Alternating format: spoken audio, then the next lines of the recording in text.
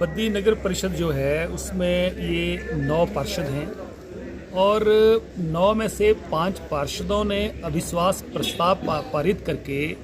Deputy commissioner Solan को जो है 2 फरवरी को जो है वो अविश्वास प्रस्ताव पारित करके दिया। प्रस्ताव ही नहीं भेजा बल्कि वो फिजिकली प्रैक्टिकल तौर पर जो है डिप्टी कमिश्नर के सामने समक्ष पेश हुए और कानूनी तौर पर जब भी कोई अविश्वास प्रस्ताव पारित होता है तो अध्यक्ष और उपाध्यक्ष के खिलाफ जो है अविश्वास प्रस्ताव पारित हुआ है 15 दिन के भीतर जो है उनको विश्वास जो है वो हासिल करने के लिए नोटिस दिया जाता है। परंतु सरकार जो है डिप्टी कमिश्नर के ऊपर और एसडीएम के ऊपर दबाव डाल रही है। हालांकि 2 फरवरी के बाद 15 फरवरी को फिर से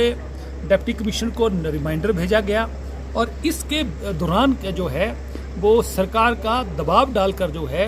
एक पार्षद हैं तरसेम चौधरी, उनके ऊपर जो है एक जो है इंक्वायरी मार कर दी कि भाई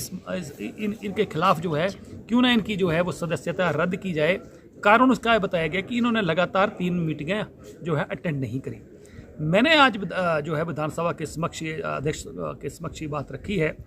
कि जो 3 मीटिंगों का हवाला दिया जा रहा है उसमें से 2 मीटिंगों में तो कोरम पूरा नहीं हुआ और जब कोरम पूरा नहीं हुआ तो मीटिंग तो वो जो है वो मान्य नहीं होगी। और दूसरा एक जो है एक पार्षद जो है वार्ड नंबर 4 से वो लगातार 4 मीटिंगें उन्होंने अटेंड नहीं करी, उनके ऊपर तो कोई कार्रवाई नहीं हुई क्योंकि जिस आदमी के ऊपर जो नोटिस जारी करके इस सारे मामले को इसको जो है डिले करने का जो है एक साजिश जो है लोगों ने करी है, उसके पीछे कारण यही है कि वो व्यक्ति जिसने अविश्वास प्रस्ताव पर जो है हस्ताक्षर किए हैं उस व्यक्ति के खिलाफ जो है इन्होंने इस मामले को डिले करने के लिए ऐसा किया। मैंने विधानसभा में जो माननीय मंत्री हैं उनके समक्ष ये बात रखी है कि इस मामले को जो है वो जांच की जाए और इस मामले को तुरंत से तुरंत जो है इसकी जो है वो अविश्वास प्रस्ताव जो पारित हुआ है उसको नोटिस किया जाए ताकि वो अध्यक्ष और उपाध्यक्ष जो है वो हाउस के सामने जो है अपना विश्वास जो है वो हासिल करने का प्रयास करें। और दूसरा मैंने कहा कि पिछले कल हज़ारों की तादाद में दून विधानसभा क्षेत्र के कांग्रेस के कार्यकर्ता जो हैं वो जिन्होंने बाजार भी बंद रहे, एसडीएम कार्यालय के समक्ष जो पुतला जलाया गया और इतनी बड़ी रैली वहाँ रोष रैली जो है वो की गई, तो इससे और लोगों में रोष पनपे। उससे पहले जो है इस मामले को जो है सरकार जो है वो अमल में लाए और वहाँ जो है वो जल्दी नोटिस जारी करके वहाँ जो है चुनाव कराया जाए, ये मैंने कहा है। बजट स्पीच में मैंने ये बात कही है कि हम लोग चुने हुए लोग हैं, चाहे विधायक हैं चाहे मेंबर पार्लियामेंट हैं, तो जहाँ भी जाते हैं तो ओपीएस को लेकर जो है कर्मचारी हमसे मिलते हैं और उनका अक्सर ये कहना होता है कि विधायक जो हैं वो उनको पेंशन है, चाहे वो 5 साल रहें, चाहे 1 साल रहें, चाहे 10 साल रहें, यही हाल मेंबर पार्लियामेंट का है, उनको भी पेंशन है। पेंशन का मतलब होता है कि जब आप अपनी सेवाओं से रिटायर हो जाते हैं तो सोशल सिक्योरिटी उनको मिलनी चाहिए। सोशल सिक्योरिटी के तौर पर पेंशन जो है लगती थी 2003 में,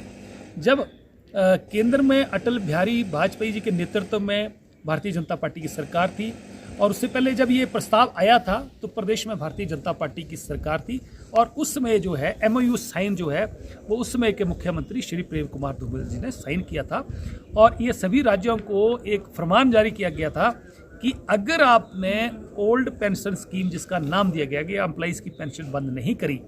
तो आपकी जो है फंडिंग रोकती जाएगी। मुझे लगता है कि आज पूरे देश में ओल्ड पेंशन स्कीम को लेकर जो है कर्मचारियों में रोष है। मैंने यही कहा कि या तो कर्मचारियों को पेंशन दे दो, आप पूरी नहीं दे सकते हैं, आधी दीजिए, पौड़ी दीजिए, पर उनका कुछ ना कुछ सोशल सिक्योरिटी उनकी हो। अगर आप कर्मचारियों को पेंशन नहीं दे सकते हैं तो कृपया करके MPs की और MLAs की भी पेंशन बंद कर दो ताकि लोगों में रोष ना हो। मैं आपको बताना चाहता हूं कि जहां जहां कांग्रेस की सरकारें बनी हैं, अभी राजस्थान में बजट में इस बार जो है अशोक गहलोत जी वहां के जो माननीय मुख्यमंत्री हैं उन्होंने घोषणा कर दी है कि इस बजट में उन्होंने प्रावधान कर दिया है कि ओल्ड पेंशन स्कीम जो है लागू की जाएगी। और यही इसी तरह आज छत्तीसगढ़ में वहाँ के जो कांग्रेस के मुख्यमंत्री हैं आज बजट उन्होंने पेश किया और आज उन्होंने बजट में ओल्ड पेंशन स्कीम लागू करने की बजट में प्रावधान करके घोषणा कर दी। तो हम ये कहना चाहते हैं कि चंद महीनों के बाद हिमाचल प्रदेश में भी कांग्रेस की सरकार आने वाली है। लोग विकास रुका पड़ा है, विकास थम गया है, लोग परेशान हैं। देखिए, कर्मचारी तबका परेशान है, नौजवान बेरोजगार परेशान है, छोटा बड़ा मध्यम व्यापारी परेशान है, ट्रांसपोर्टर परेशान है, विकास हो नहीं रहा है, प्रदेश कर्जे के दलदल में डूब रहा है और सरकार संसाधनों को, रिसोर्सेज को मोबिलाइज करने की कोई कोशिश, कोई सोच नहीं रख रही है। कांग्रेस की सरकार बनेगी, जैसे दूसरे राज्यों में, कांग्रेस शासित प्रदेशों में ओल्ड पेंशन स्कीम को लागू करने की सरकारें हमारी जो है वो घोषणाएं भी कर रही हैं, उनको कर भी रही हैं।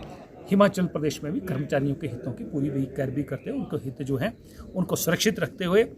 हम भी हिमाचल प्रदेश में उनकी पेंशन स्कीम को लागू करेंगे।